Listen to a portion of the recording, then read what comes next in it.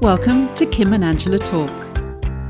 Kim is a biodynamic craniosacral therapist, PSYCH-K facilitator, curious human, forever student, and a loving mum.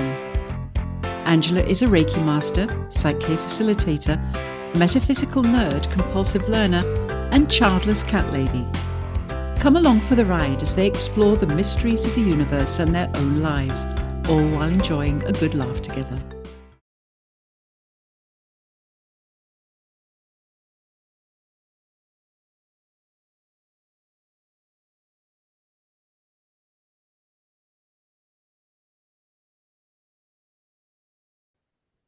Hi, I'm Angela. And I'm Kim. And together we're Kim and Angela Talk. Hey, Kim, Yeah. how's it going? Good. How are you today? I'm doing really good. Thank you. Yeah. Awesome. I'm very excited about today's episode.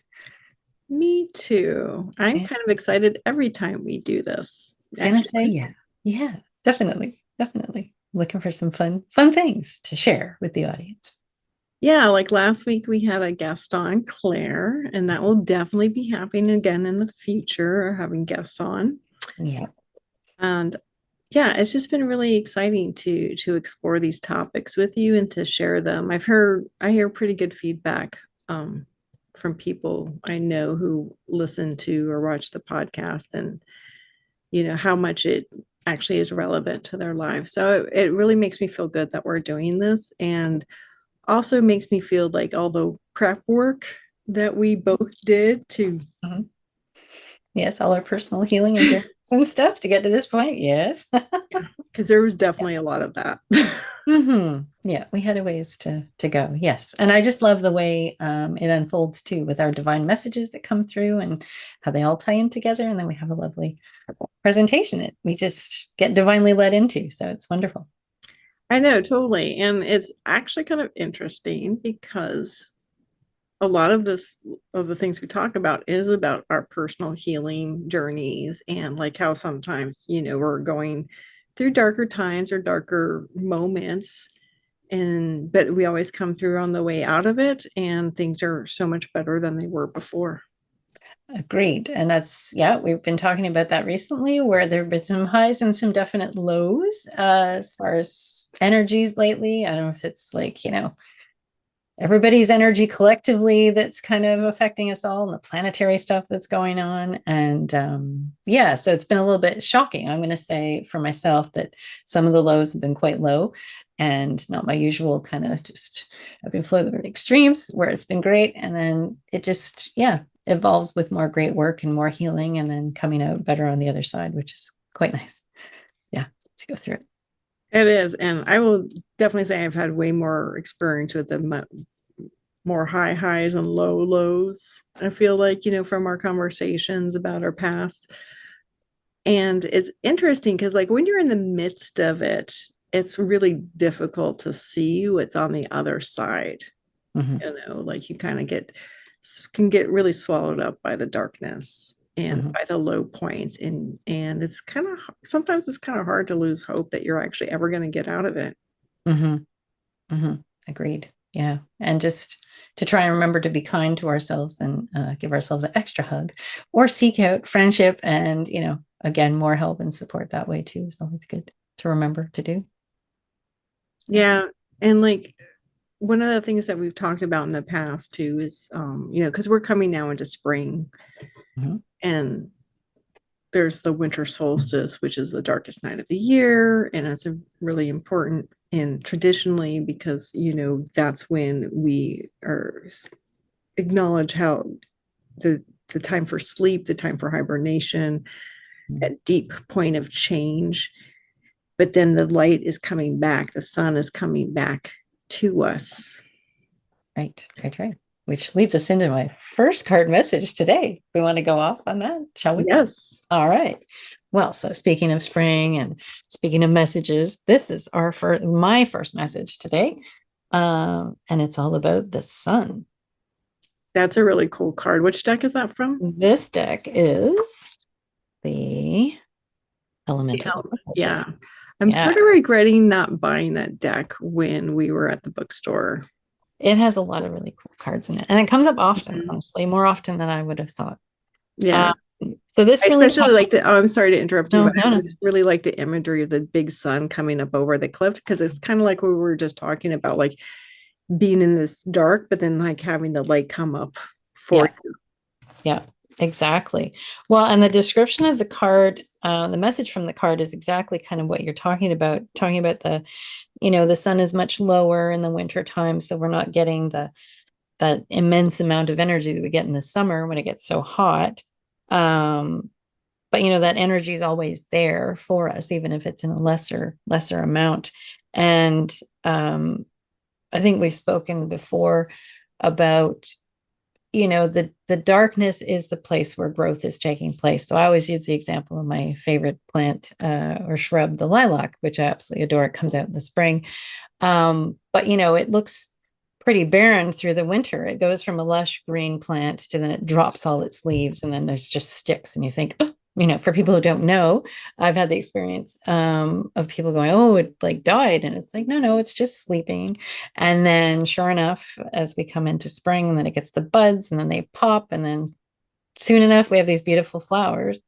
So there's a lot going on underneath as we go through the darker times, or through the darker times when we're going through turmoil ourselves in life, that stuff is still shifting and healing, even though it seems sometimes like it's stagnating and it's not moving along. And then all of a sudden, there's that break and the sun comes out stronger and boom, there we go. We're out on the other side of it and it feels a heck of a lot lighter, literally, figuratively. Yeah. And it's just to not lose hope that that's kind of where we're going. And it's another gardening thing that I have to think about. Is like the seed that's just in the dirt, in the dark, minding its own business. But what happens when it germinates and puts out its little roots and then pokes its little head through? There's a lot going on in that teeny weeny seed that, life force has a way of activating, and we have a new plant. So it's like, yeah, the dark can be a beautiful, healing, growing space. And yeah, to kind of change our perspective on it, that it's not always as dark and dismal as it seems, I think. So, yeah. Yeah, because a lot of times when you're in these dark points or these still points, there's so much actually going on beneath the surface, like with the plant analogy and the seeds. You can feel like, you're making progress, you're on your journey, and all of a sudden it seems like you've kind of stagnated, like things have stopped. And you don't seem to like where is the progress that I was making? Where is this light that I was feeling before? And it's almost like you're walking through the desert, or having that dark night of the soul kind of thing, where things are just like not seeming to work out for you, or not really seeming to progress, or you're like, when is the light going to come back into my life? What's going on here? You're having lots of experiences that maybe are keeping you low, keeping you down. But what's really happening is there is progress. These are experiences that you have to have. These are part of your healing, but sometimes things are just really happening below the surface. Well, it's actually like so the Reiki journey that we had last night, where a lot of you guys who are in the actual experience, sometimes it's like you're not really seeing much, or you get really, really deep into their journey and you're like, oh, well, nothing really happened, especially when you hear someone else's share and they're like, oh, I saw this and there was light and like I saw these things happening. And then you can feel like, oh, well, I didn't experience that. What's wrong with me, or why am I not having the same sort of stuff? It's like, the thing to keep in mind is that just because you're not having the same experience as someone else, maybe you went really deep, maybe you don't even really remember what happened, or the 20 minutes of the journey where I wasn't talking seemed like only a few minutes because you were so deep into it. A lot of stuff is actually really happening below the surface. A lot of like Reiki is working at a point below the surface, deep into your subconscious and mind, where there actually really is profound change and profound experiences happening, but you may not come to that realization until later, like days later, weeks later. Maybe you'll have a dream, or maybe something will happen or that will kick in and be like, oh, wait a second. Then you get this revelation. So like, it's like you had this dark time, or like you went into the dark and the silence, and then you get to go back out.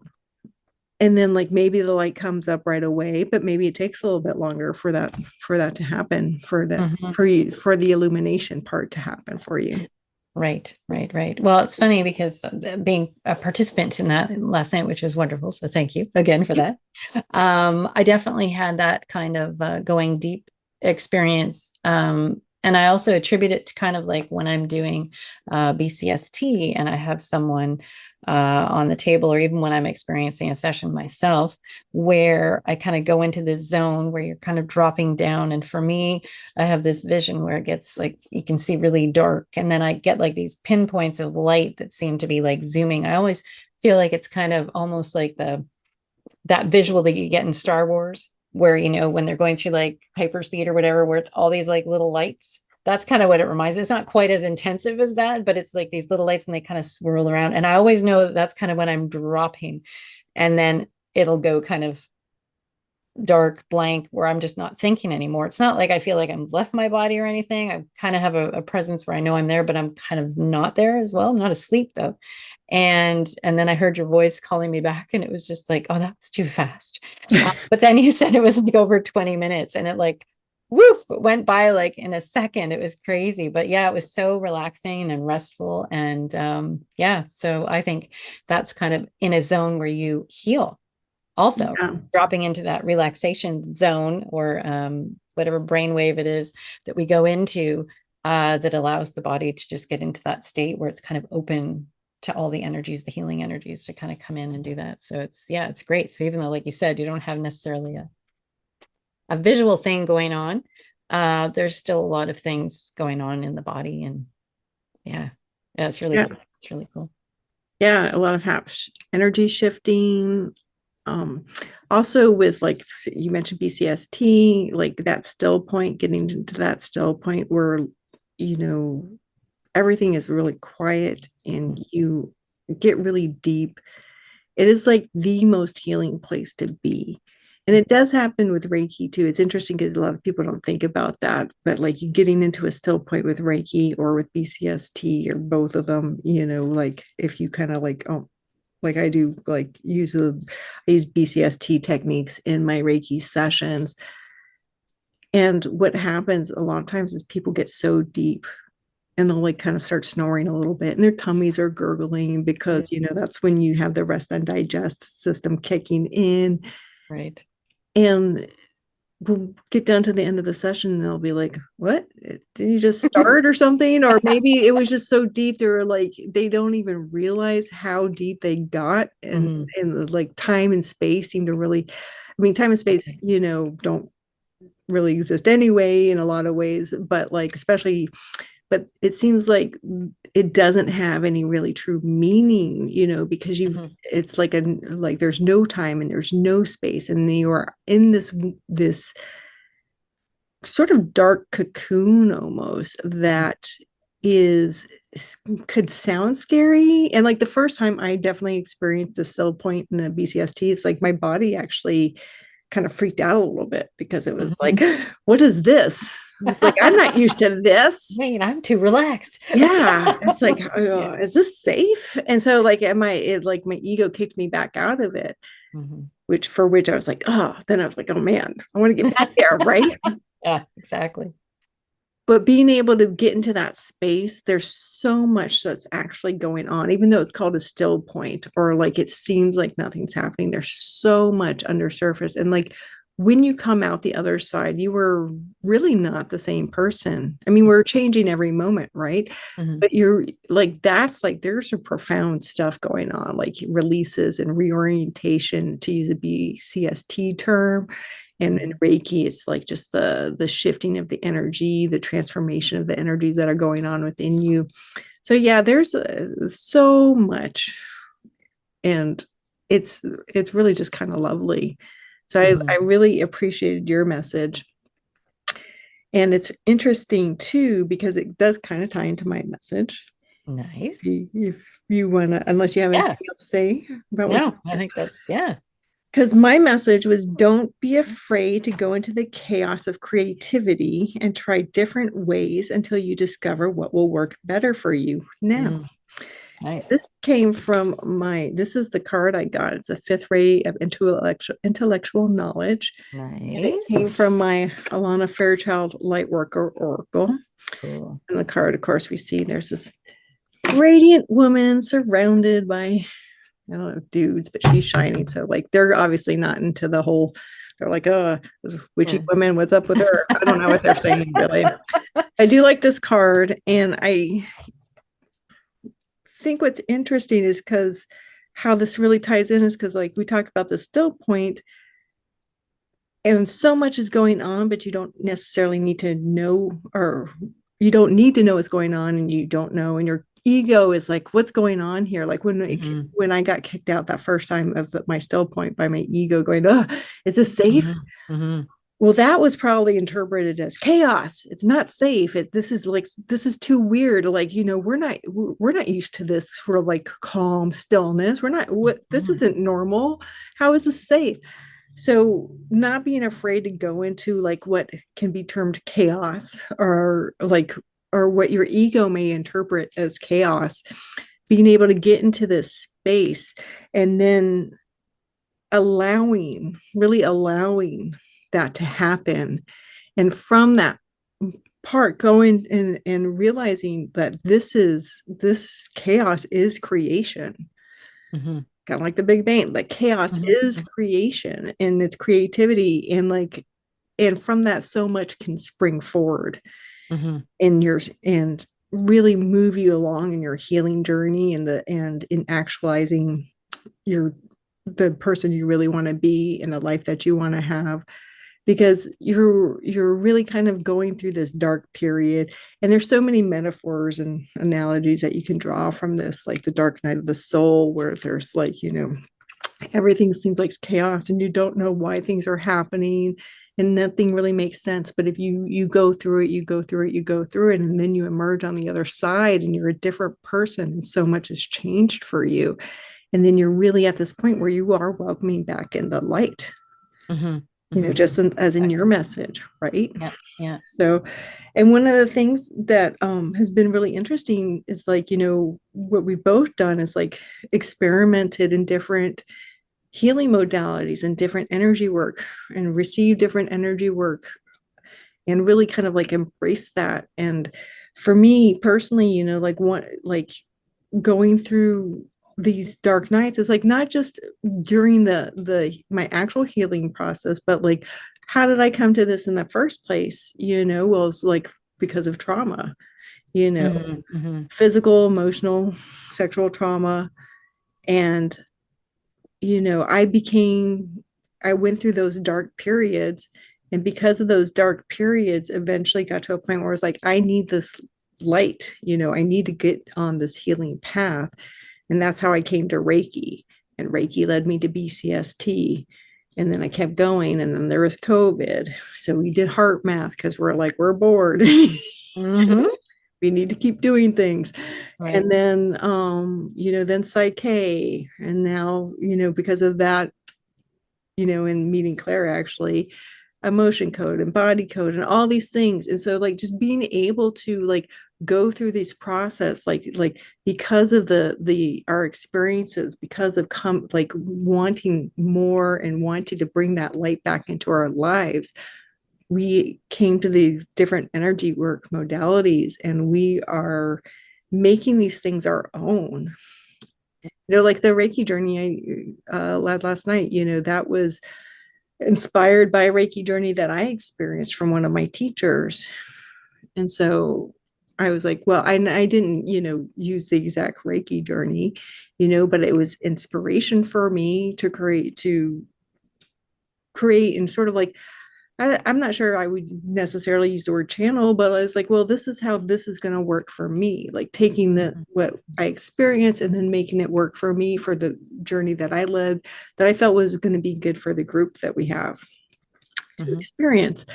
So, I mean, there's so many ways to go through this process. And, there's dark periods that are, you know, based in the 3D world and trauma and stuff that leads us to the light. And then there's the dark of the healing where we feel like we're not experiencing that light, where we're in these like dark moments, but when in eventuality is actually very healing. There's so much going on. And on the other side, there's just beauty and wonder, and you get to enjoy that for a while, and then you deep dive again. and then you realize, oh, there's more work to do, because we're human beings, and we've had a lot of experiences, and there's lots of layers to pull back, and each moment we go a little bit higher up the mountain. And then we plateau. Spiraling, right? We kind of around, we're spiraling. Yeah. Well, and it's true. And just on the topic of like the different modalities too, having approached them ourselves, having the sessions ourselves, and then being inspired by that, having come out on a different level, and then learning it ourselves, then we're kind of healing again as we learn it, and then kind of on and on, right? It's kind of like it's a tag team. We're like learning it, we're healing, we're learning it, we're healing, then we're able to do it for others. And it's funny because when you were talking about having the BCST session, one of the first ones, and kind of like popping out of it, it's like, yeah, people don't realize like their nervous system. We learned that in heart math, that, when we're traumatized by different things, and we're like, our fight or flight is activated, and we might be on the lookout constantly for like the next threat or the next thing, then it's really hard for our nervous system to let go of that, because that's such an entrenched pattern based on our history. And so sometimes when we come to BCST, it might not be, and that's biodynamic craniosacral therapy, just in case we always say it's too long of a word.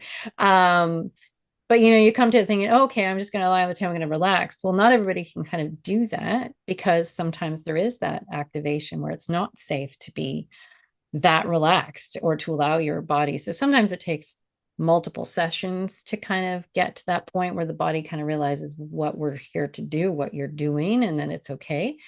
But then also at the same time, that's where different modalities coming into play, that knowing the different ones, that we might approach it first from like, let's say a PSYCH-K point of view, or where it's kind of goal statements, and it's making sure your beliefs are in alignment, and kind of getting your system into alignment that way first, and then maybe going to the BCST.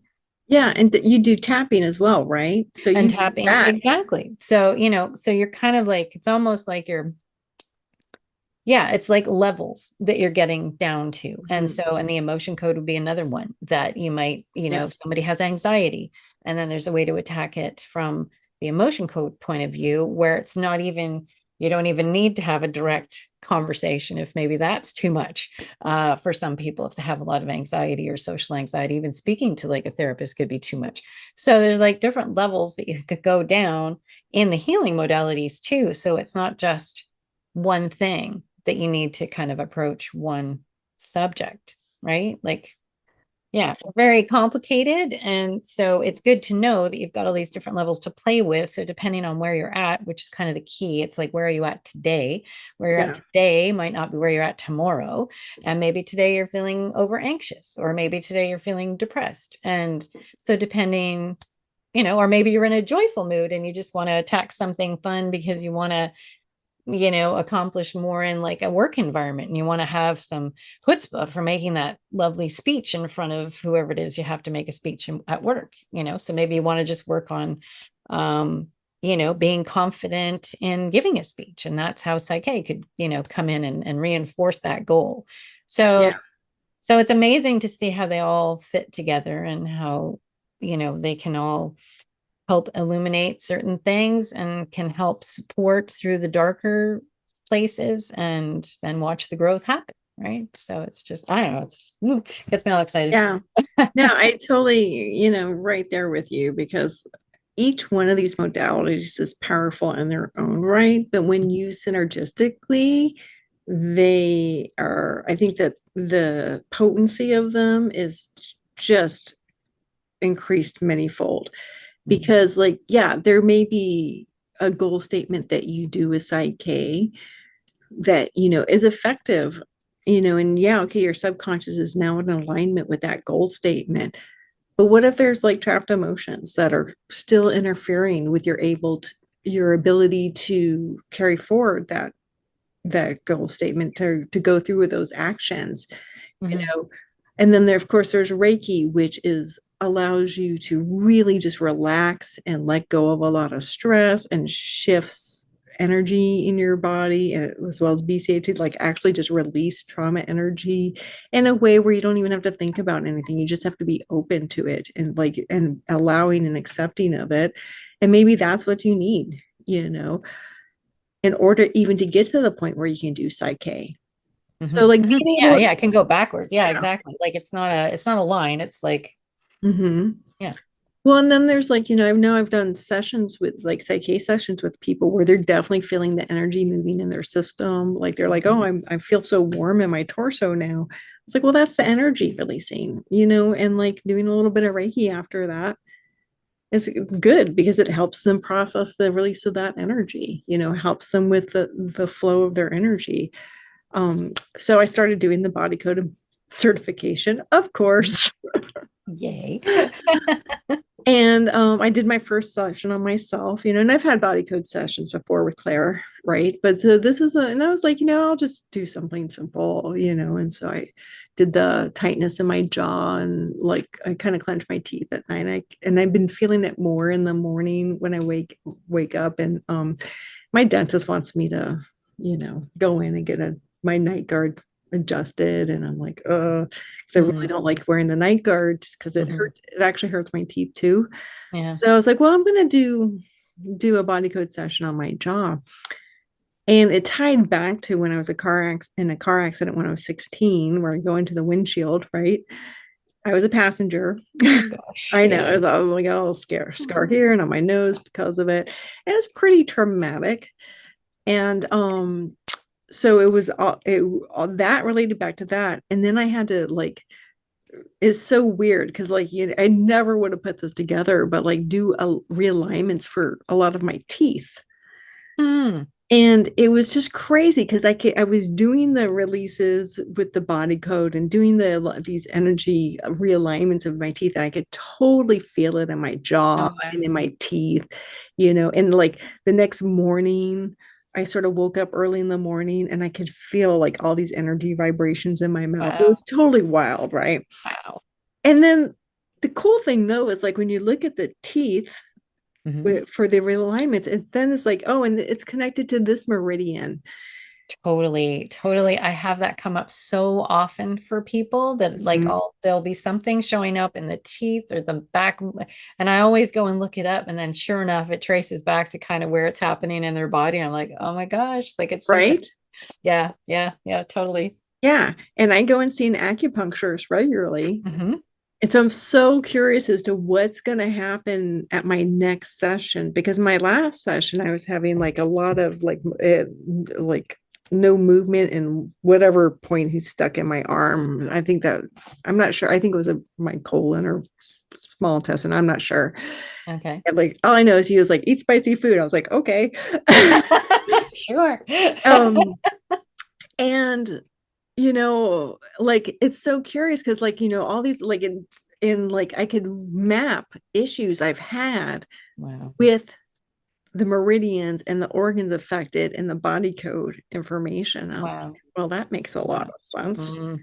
Wow. And I've been having this for how many years? Over 30 years, basically, because of these, or that's where it started over 30 years ago at this accident, because of the impact and the physical trauma, and the fact that there was interference in my recovery was an energy thing. So it's just fascinating, and even in that shows you how everything's so connected, because it's here's these teeth alignments. So when we do energy work, Unfortunately, I still haven't seen any change in the big gap in my teeth. So that would be super time, cool time. we work on that. Right. But like just to be able to see how that is connected to the meridians and they able to map, it's like, oh, and like these are all the things that I've had come up physically over time. Wow. And I will say, after that body code session on myself, I was like, I noticed a big difference. And I've been like just in the flow of my energy in my body and just the changes and like my like it's because it was like a 4-day processing time, so like all this stuff is still like kind of like settling back into it, you know. Wow. But it definitely feeling like even just feeling the difference in chewing, you know, it's really weird. So yeah, I'm like really excited. And of course there's like, you know, you're still releasing trapped emotions because of this stuff, so it's all going back and forth. And then like I also feel like doing this work is then can only help my other work when I do Reiki, you know, because I'm feeling the energy more. Right. You're clear. Yeah. Yeah, I'm clearer. It's not interference in my system. And the great thing about Reiki, of course, is that when you are doing Reiki for somebody, you're just giving them Reiki. So it's like, you know, it's not like it is going through me when I'm in person. And if it's a distance session, it's going directly to them, but I'm, you know, I'm using intention in the session. But when I'm doing a Reiki session, yeah, it's going through me, but it's just the Reiki. They're not picking up on my energy. So that that's one of the things I love the most about Reiki, and what really drew it to me was like, it's like nobody's picking up on my stuff because like there's still stuff going on in here. I'm getting a Reiki session when I'm giving a Reiki session. And it's awesome because like I know that I'm safe and that they're safe. Like they're not, I'm not getting in. Obviously, it's my intention not to, you know, pass anything on to them, but like Reiki's protecting me, it's protecting them. They're just getting the Reiki session. And most people I work with are like, I would never know that, like, you know, you've had any of these things happen. Well, now they would if they watch this podcast. And I have the historical data. But yeah, prior to that. Maybe I should have said all this stuff. No, but they're still having a great session, no matter like, and I'll have like back pain and stuff when I'm doing it. And like, you know, and I ask for Reiki to heal me too, because it's an infinite amount of energy. It's spiritually guided. So it's like, I ask for that as well. But like most people don't realize when I'm giving them a Reiki session, what's going on with me, like if I'm having back pain at that time or whatever. And but I will also say, like, the more I do this work and work on Reiki with myself, as well as work with these other modalities, my Reiki sessions, I feel like are actually getting better and better because I'm getting better and the energy is flowing better for me. And also it's just a matter of experience and time and my own healing. So yeah, it's all this beautiful kind of, yeah, it's just all together good. yes, it's like putting a bunch of ingredients together to make an amazing cake, you know. Yes. Agreed. Yeah, for real. Yeah, no, definitely. And even if you come to a session and maybe you're tired or, you know, whatever's kind of going on in your life and you're like maybe in a bad mood, but when you come to a session and you're doing a session with someone, it's just like it like switches. You just kind of get into that zone, and then it's this beautiful energy flow that's, you know, you don't even remember what the heck was happening back then because you're just in it, and then you feel much better afterwards, and the person feels good, and it's just like, yeah, it's just, yeah, the gift that keeps on giving. Oh, I know. I know. I always feel so much more energized and wonderful after Reiki or emotion code or like any of the sessions I do. Like I always feel better afterwards. Yeah. And I have, you know, when we were in BCST, there was a couple times where people would be like, "Oh, I feel so drained afterwards." It's like, well, sweetie, giving up your energy, you need to hold that. You know, don't give up your energy. That's harmful for you. And it's not necessarily good for the person that you're working with. It's like you really need to be conscious and hold the intention that you're letting the work do the work. And that's the other great thing with all this stuff is like the work is doing the work, whether it's VCST, Reiki, or emotion code, we're facilitating it, but the work is doing the work, that the person is doing their own healing. Yeah, exactly. We're just holding the space. Yeah. Exactly. Because I mean, they have to show up You know, they have to be open to it. Because if someone is not open to healing, if someone is not open to this work, they're not going to benefit from it. I was getting coffee yesterday morning and speaking to the lovely woman who owns the shop and stuff. It's a cute little vegan coffee shop here. So, and since it's local and it's not Starbucks, I really love to go there.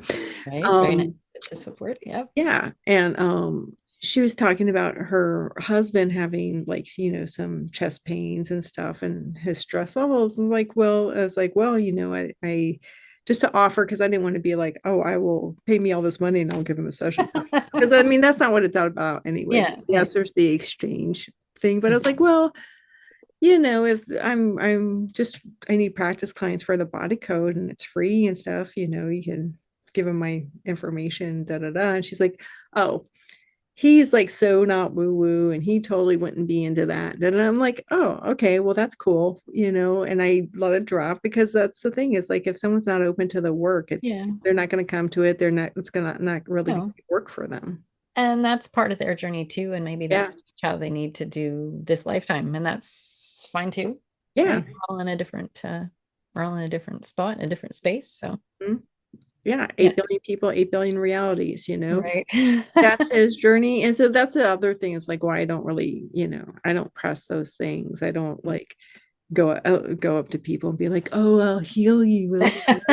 You know, that's ridiculous. No. Everybody's on their own journey. If you're open to the work, I mean, there's plenty of people who are open to the work, you know, for us to be doing our thing.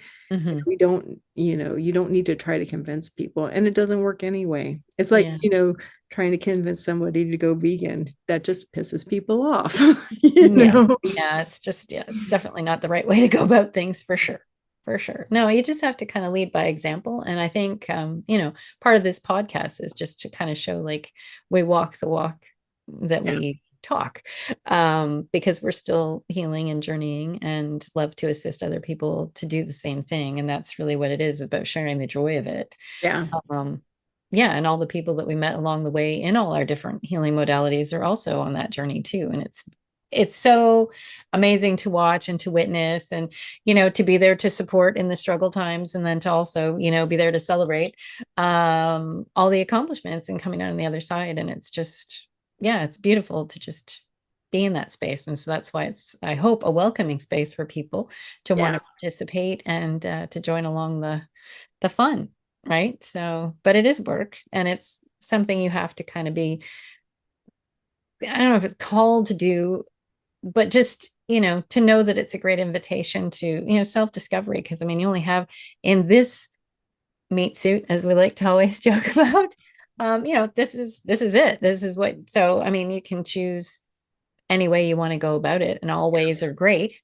And this way is fun as well. So it's kind of a self-discovery of who you are, who you really are and why you're here. And that can mean different things to different people. It doesn't mean you have to become a healer, like, or a facilitator, but you can just kind of evolve yourself to what your best version of yourself is to be in this lifetime, which to me is a great thing to offer fellow humans and animals and the planet, and, you know, to be the best that we can be, as opposed to just, you know, angry and against everybody, because that's not a very fun.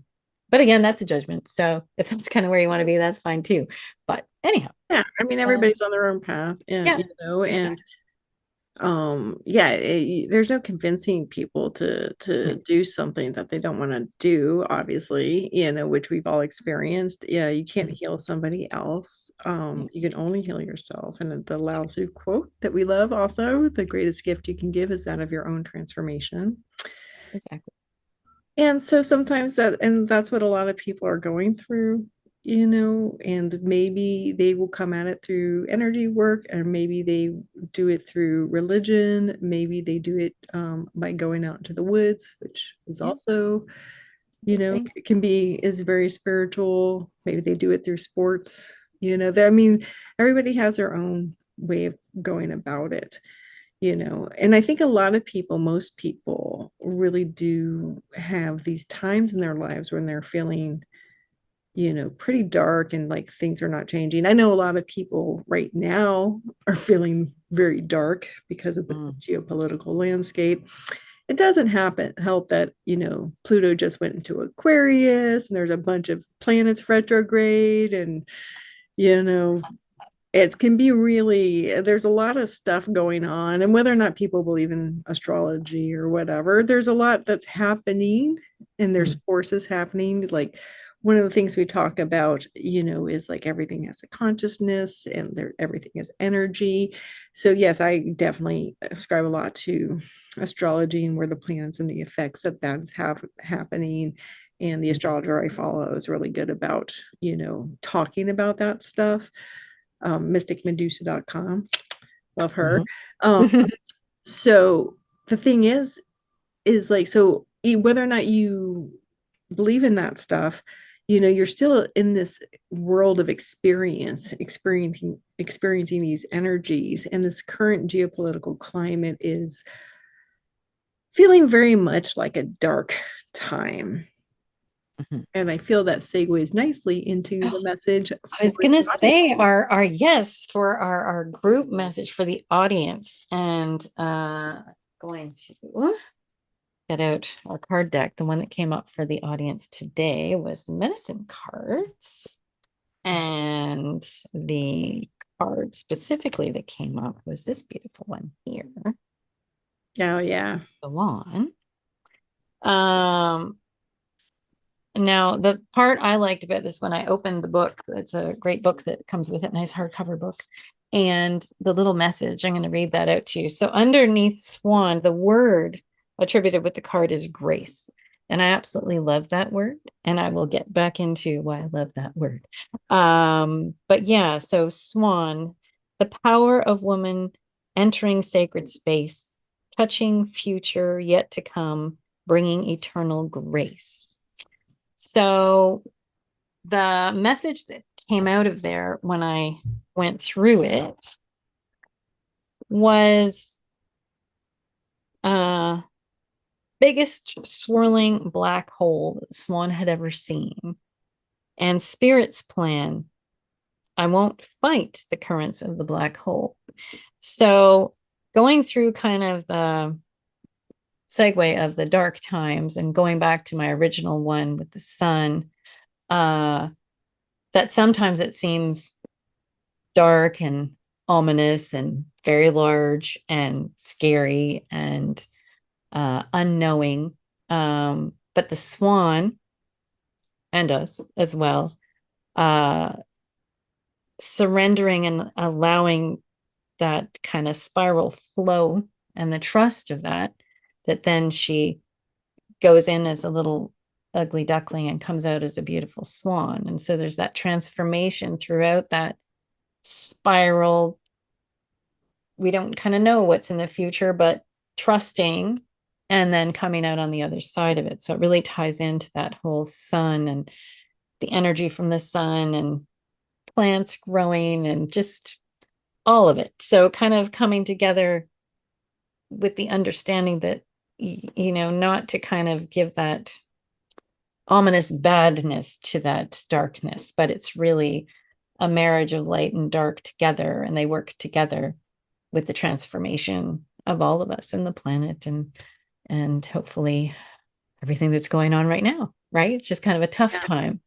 But to really trust into it that there'll be a positive outcome. And the little thing to do with grace that I love to tie in here, it really always makes me smile and makes my heart smile, is something that I did related to the gene keys. And I'll have somehow our little technical person maybe put in a link, because there's this beautiful free thing that Gene Keys offers called the 7 Days of Grace, which I highly recommend to anybody who wants to get more in touch with kind of a feminine energy as opposed to the masculine doing.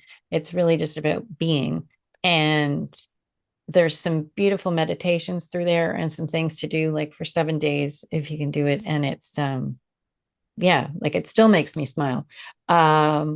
This is just beautiful because we're so used to in our society. It's like, oh, what are you doing? And what have you been doing? What are you going to be doing? But this really is a contemplative non-doing thing. And I think it's so nice to give ourselves a break every once in a while and just be, as opposed to doing.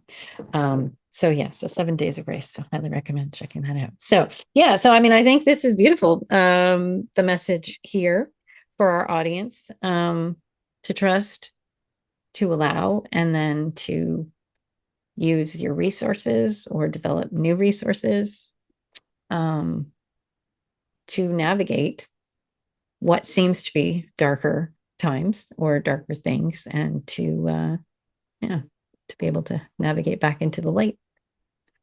So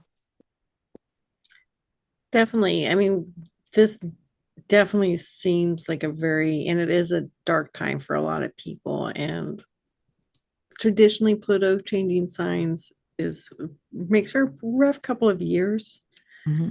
So we are definitely experiencing the beginning of that. And the one way that I've talked to you and others about this, and with other people, is like, this is probably something that needed to happen in order to help spur the raising of the collective consciousness. Because right now we have some people running the United States that are interested in their own personal benefit and not the well-being of the collective, and are doing things that are going to hurt a lot of people. And it's sad that people are going to be hurting because of this, dying probably. But also to keep in mind that this is something that we really brought upon ourselves. Like, we've had plenty of opportunities, in the past to continue forward with raising the collective consciousness and to make things better for everyone, as opposed to letting all the benefits of life, all the resources collect at the top and have such a disparity between the top and the bottom. But this is where we are.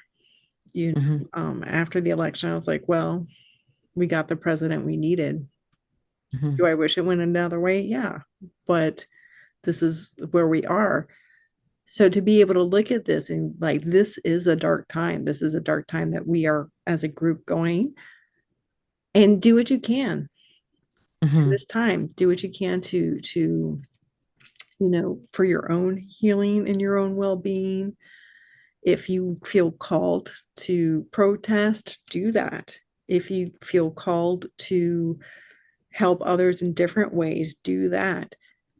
The way I feel called is definitely through being, working with the light and bringing more light into this world, helping people with their own healing, doing my own healing. Because the more I just finished Power versus Force by David Hawkins. And he talks about the more, like, each individual who's raising their consciousness is actually exponentially working. And we've talked about this before, exponentially raising the consciousness of the group. And he's got measurements, and like, if somebody's at a certain level, they affect this many thousands of people, and I don't presume to say like I'm, Gandhi or something like that, but like, the more people like that, the more we, as regular human beings, raise our consciousness, the greater effect that has around us. So that's how I do my work with this. Other people are going to choose different ways of doing the work, but like, as a group, and as a society, as a planet, as human beings, we are going to be going through some dark times. So I think what the message really is for our audience is to recognize that through this process, we will come out the other side transformed. We will come out at a higher level of consciousness. We will come out more aware, and hopefully having a lot more care and concern and empathy for our fellow human beings, because the great illusion is really that the meat suit, and that we are separate from each other, when in fact we are all entangled. We're all together. We are all one. We all are all part of a greater whole. We are one drop of water in the ocean. And this awareness, this collective raising of our consciousness is, I believe, what it's going to come out on the other side of this darkness.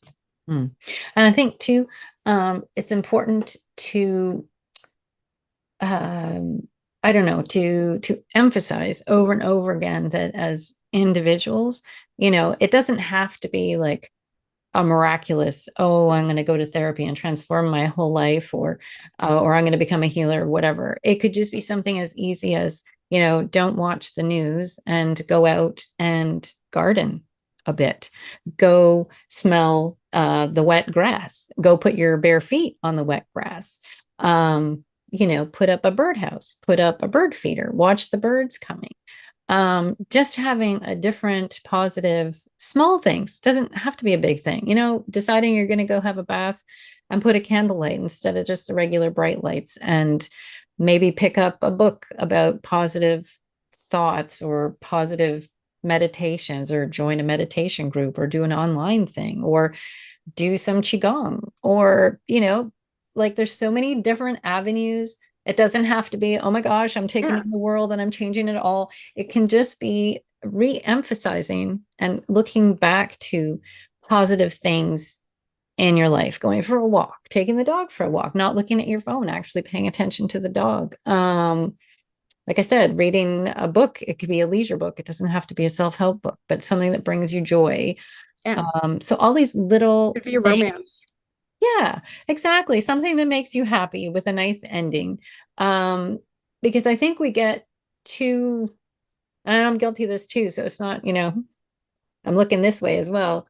We get twisted because, you listen to things, oh, you shouldn't eat this, and oh, you should eat that. And then you look at something else and, oh, don't definitely eat that. And you can't even eat without some kind of, oh my gosh, does this have this, or this in it? Or, obviously making smart choices to, not have the worst food, but at the same time, it just becomes like this craze in your head, right? And it seems to like amplify bigger and bigger the more you look at it. And so I think it's just a case of try and look at things that bring you joy, engage in activities that bring you joy. And also, not for a big thing for me, which has been developing, what we've been working on is creative expression. And I've always had this kind of like, I wanted to know how to like paint before I learned how to paint, because I wanted to like paint something really nice. Well, that's not how you learn, right? And so now I've finally engaged with it's okay to make a mess. I'm following people who do very simple shapes and then turn them into something really cute. Well, it doesn't have to be, a Mona Lisa painting. It could just be little blobby fish, but that's okay because it's fun and they look cute. And just to find the pleasure in even the simple things. There's always too much judgment and too much getting it perfect in life, be it learning how to dance or whatever. It's got to all be like, well, why aren't you like getting it? And it's like, it brings such tension and stress to like something that's supposed to be fun and relaxed and a growing experience, but it's so judged by ourselves and by others. And so it's really hard to break out of that kind of, I guess we learned early on in school. It's kind of like you either have the right answer or you have the wrong answer. Yeah. It's either you made the teacher happy by what you just created, or the teacher has a lot to say that they don't like about it. And it's soul crushing because that's not what the soul wants. It just wants to express and grow and love and whatever. But we get like boxed in so much. And so that's kind of what I'm breaking out of now, is to try. And so I can't recommend that enough. It doesn't have to be all what we're doing. I mean, great if that helps along the way, because it certainly opens things up that may have gotten shut at some point in time early in life. But at the same time, it doesn't have to be that. It could just, the healing could just, like I said, take place in the garden. You just watch your cute little tomato grow, and then you get a cute tomato that you can make a nice sandwich or a salad out of, and you're like, wow, combining its effort and my effort, and there's what you have. It's like, it's a little miracle. And, it really, it makes you feel good. So. Yeah. And even like I was talking to a friend the other day, and he was saying how because we're talking about, negative self-talk, and Mhm. because it's this thing that a lot of us have, especially if you're a Catholic, or, have any kind of like, childhood issues, like, and like, not even like, your parents were awful, but like just in school, I remember there Mhm. was shaming in school and stuff. Mhm. And so Mhm. like he said something about, he dropped something. He's like, oh, what an idiot. And I was like, okay, dude, that right there, you catching those negative self-talk, and like, and this is actually, I'm gonna say, using this language from Sam, but and neutralizing it. Mhm. Say something the opposite of that right away, and be like, no, we're like, no, I'm smart, I'm capable, say something 3 times. So not just neutralize it, but say something Mhm. affirming, In a good way. Mhm. so even these little things you can catch in your moments, because I mean, negative self-talk is very destructive for you physically. Bruce Lipton talks about this in The Biology of Belief. It's destructive for you physically, emotionally, mentally. And so many people get looped into this doom spiral. But if you can start catching yourself in these moments of negative self-talk, if you say one thing and are like, and you recognize that, and you're like, say, no, I'm going to stop that and bring in something positive. Like even saying stuff like, oh, I don't want to, or like, I think this is going to happen, but I don't know, like having like doubt about like your Mhm. success, or doubt about, having a good day, or something like, oh, like it's raining outside and cold, and, Yeah, it's gonna what be a a crappy crappy day. day. Mm. Yes. Do you show me Mhm. beer? Yeah, yeah, I know. You just put it out there. It's so true. Yeah. And even, no, finish what you're saying. Then Oh I'll. no, well, just to say, yeah, you're putting it out there, and just say, oh no, I'm catching that, and say it's going to be a lovely day. It's going to be a wonderful day. The rain is nourishing the flowers and the trees. Mhm. This is a time that we need. This is Yeah, what we need for the spring. So sorry, definitely. go ahead.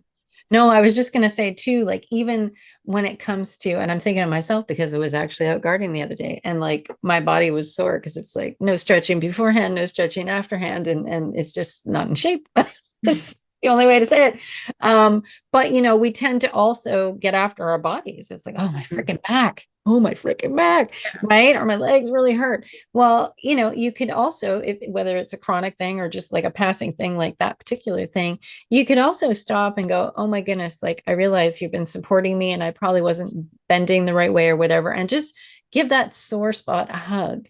Yeah. Like, thank you for supporting me the best you can. And sorry, I was like, maybe not treating you as well as I should have, but just kind of showing that instead of complaining about a body part, kind of give it some love and a hug that maybe it needs because, whatever's going on. Like, just so again, it's showing the love and bringing some love energy to that as opposed to berating it or complaining about it or whatever, which doesn't help Yeah, really. everybody can do that. You don't have to have Reiki or to spend Mhm. years studying BCST to do Mhm. that. It's like they talk about like the inner smile and Qigong, Mhm. you know, Mhm. but just being like, smile at yourself, even if you have to fake it. I mean, because Mhm. like there's also, I think, chemical reaction when you smile, even if you're Mhm. forcing yourself to smile, the actual thing of forcing, Mhm. forcing These that, muscles. yeah, Yeah. like Yeah. actually releases Good. chemicals that Good point. do make you feel better. Yeah. So you can, even if you can't feel love for that, try to smile at that back pain or the Mhm. pain you're having in your arm or whatever. Try to have that, do what you can. And like it builds on each thing that you do. It builds on the next thing. I mean, that's actually one of the first things I would like when I was really early on in my journey of trying to, like, when I was doing sort of like sound stuff and listening to a lot of self-help books, it's like forcing myself to smile at myself. Mhm. And it's a little step, but Mhm. Mhm. Yeah, just smile at yourself in the mirror for a second. yeah, Yeah. Yeah. yeah. How you doing today? Exactly. Be Exactly. happy to see yourself, Mhm. because I mean, how can you expect others to be happy to see if you can't even be happy seeing yourself, right? But it's easier Yeah. said than done some days. Oh yeah, there are You know? definitely healing sessions or things where it's like when you're deep in it and you're feeling the trauma of your past or whatever, where it can be really difficult to say to yourself that you love yourself, you know. I've had that recently, even, you know, deep in a healing where like just because we've gotten to this like this really sore spot or this deep spot from my childhood, is like, you know, like there was just so much, is like not even be able to say that. I mean, I do love myself, and like normally I can say that, but like when you're in it, in that dark spot, that deep dark spot where you feel like there's no out, it can be really, really difficult. But you go through it, you work through it, you come out the other side, and you were transformed. You know, that's when you're bringing in the light. So yeah, it's all doable, and that's the thing. It's like anybody can do this. You just have to want to. You just have to be open to it. And if you're not, you know, then, you know, that's your journey too. So, but if you want it, if you want to feel better, you know, you can do this work. You can do anything. And little small things help.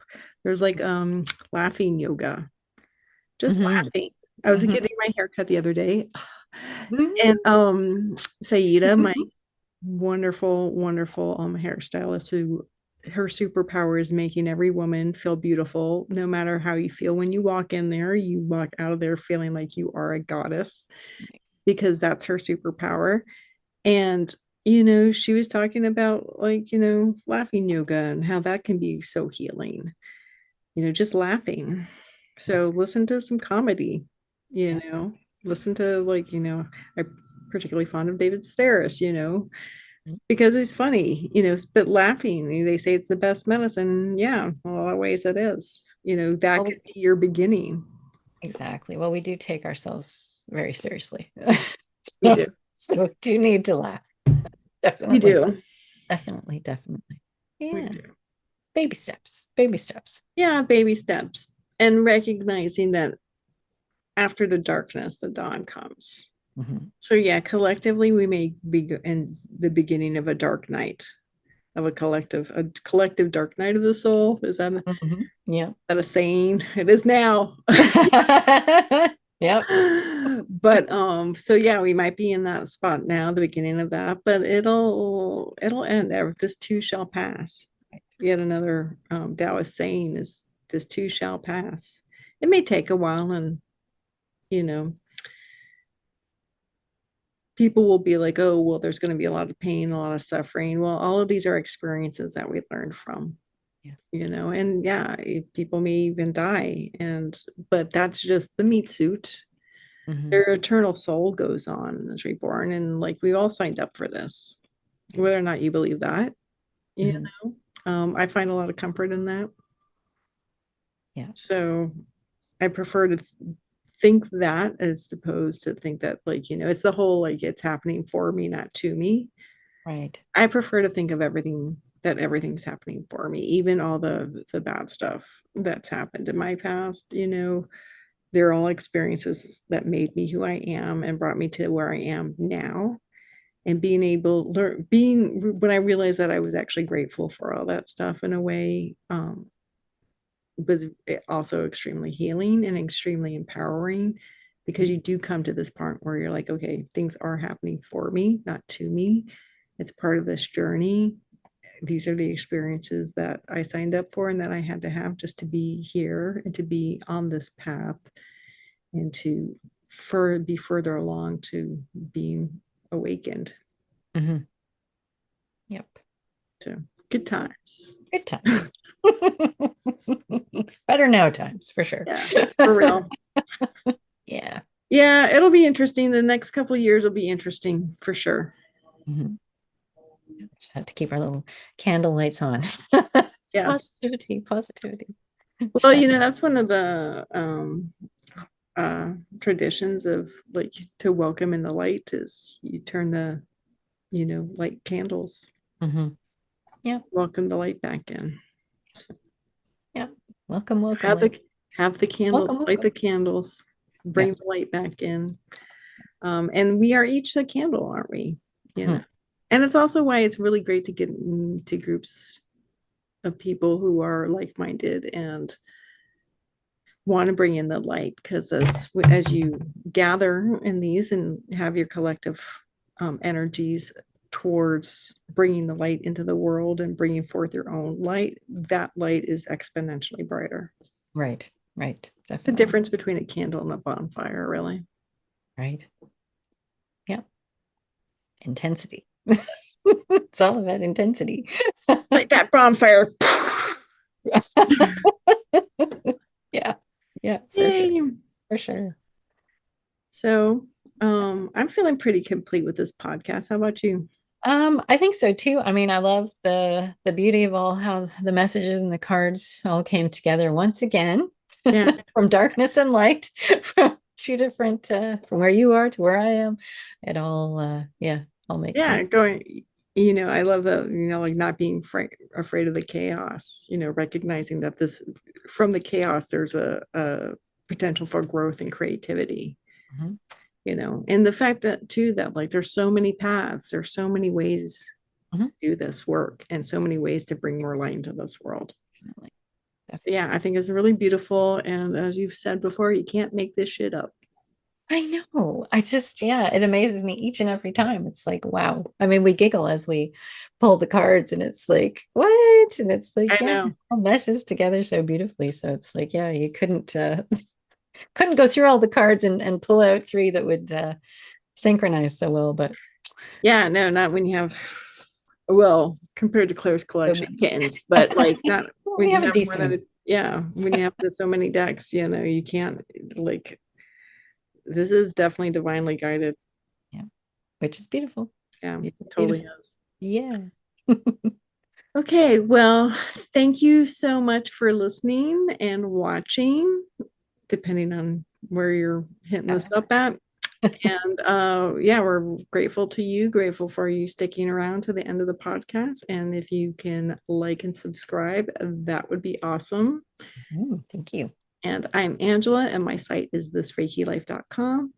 And I'm Kim, and my site is keycranio.com.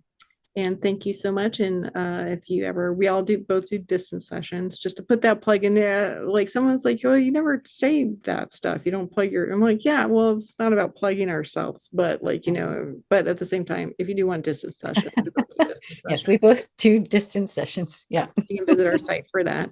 But yeah, it's all about doing the work and bringing in the light. So thank you so much.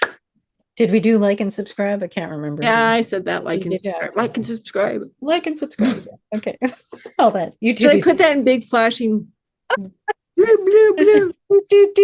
I just cover our faces with that. Like and subscribe. Oh, I think there's like a little cam thing filter for that. I'll do that. Maybe. There you go. Make it entertaining because we got to laugh. Yeah. I know. I think that I do edit the podcast. So the hardest part for me is not to go and star wipe. That's both a throwback to a Simpsons episode where Lisa is using a video toaster, and from my very earliest days of media production, we used something called a video toaster, and there was a star wipe, and then you go cool. And star wipe. So, yeah. Very cute. Back in the olden times. Olden times, right. Yeah, people are good. Like anybody under 40 is going to be like, what? What's a video? Oh, goodness gracious. Yeah, I know. What is film? Okay, sorry. Little bit of a segue there. Maybe we should just cut this part out. All good. This will be for the outtakes. The outtakes, exactly. Okay. Hey, thank you so much. Thank you so much. Next time. All right. Thanks, everybody. Next time. Bye. Bye. Thanks for watching Kim and Angela talk. Please like and subscribe below. To book sessions with Kim, visit keycranio.com. To book sessions with Angela, visit thisreikilife.com. Thank you.